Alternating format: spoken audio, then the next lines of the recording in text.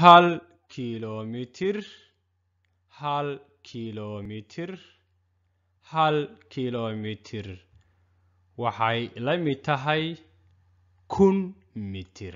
halkii kilomitir wuxuu u dhigmaa 1000 mitir. halka kilomitir waxa uu la mid yahay 1000 mitir.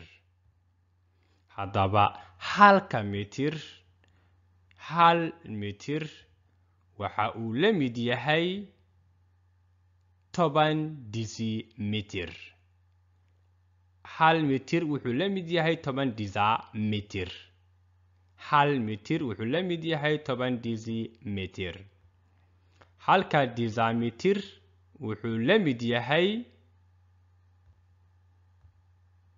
10 centimeter. halka decimeterna wuxuu la mid yahay 10 centimeter. halka centimeterna wuxuu la mid yahay 10 millimeter.